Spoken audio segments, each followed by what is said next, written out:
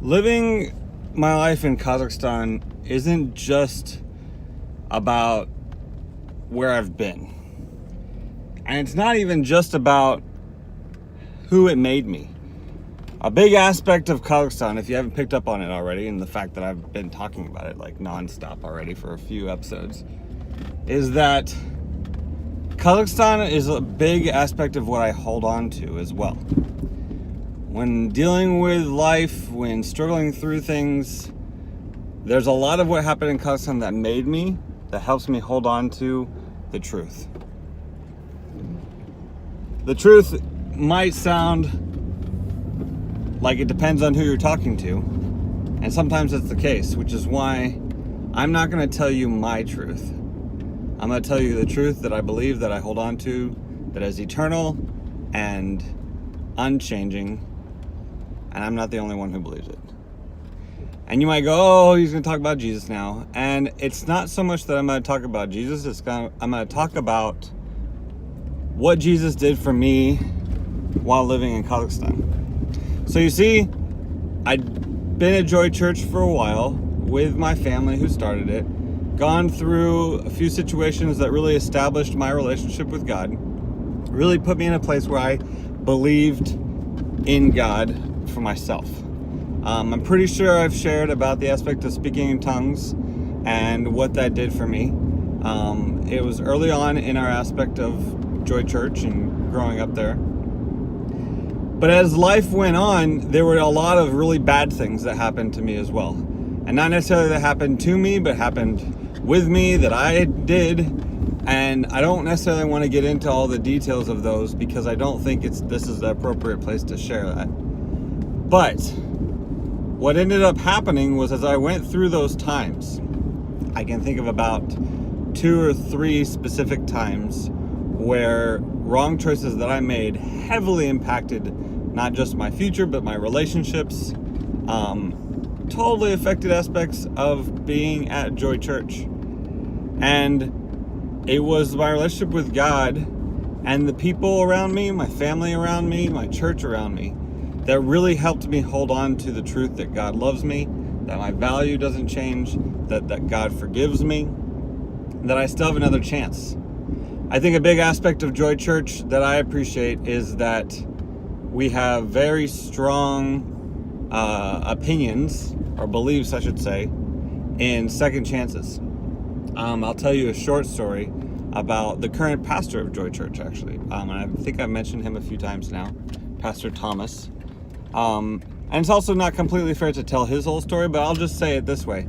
Pastor Thomas and I together were a part of a cell group, as I've now shared of what cell groups are, and that basically went south.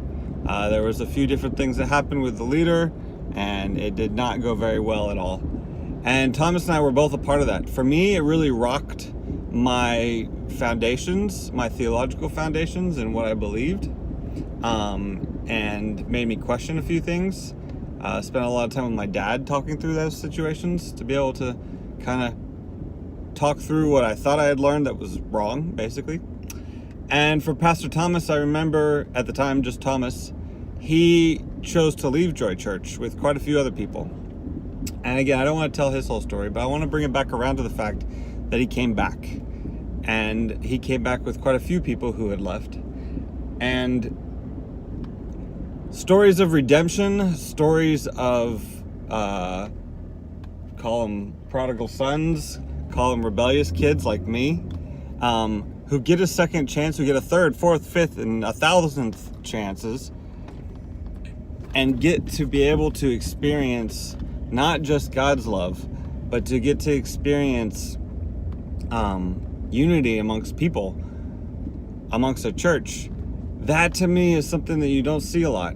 And that to me is something that is a major foundation of Joy Church, of why it is such a big deal to me. Not just in the experiences that I've gotten with God, but in the experiences I've gotten with people who have chosen to continue to work through things together.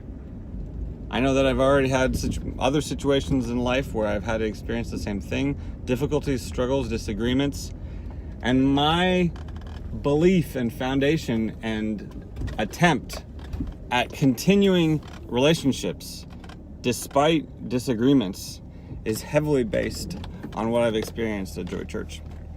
And that to me is a really big deal. It's a lot of not just the unity and forgiveness, but my relationship with God is a lot of what I hold on to. I'll give you this small tidbit, but basically right now I'm just kind of like waiting on God to find out what's next in life. And you might say, well, Patrick, you got plenty of things going on. It's not so much that, it's more just I need direction. I function very heavily on planning and dreaming, and when I don't have that, I can really struggle. And I've been talking to God about that a lot lately, and he's been telling me to wait, which is always difficult for me. And I know from experience now for sure that if I don't wait and just make decisions, that although God will take care of me, sometimes it doesn't really work out that well. And so I'm doing my best right now to wait. And looking back on Kazakhstan and the times there where I had to wait, be quiet, car. And looking back on Kazakhstan, on the truth and things that helped me get through difficult times, are things that I hold on to even now. And that's why Kazakhstan is such a big deal to me. That's why Kazakhstan has so many memories for me. Yeah, I think I'll leave you guys with that. And I'm doing my best to continue the daily upload. I will make sure to get this up today and start working on the next one. We'll talk to you guys tomorrow.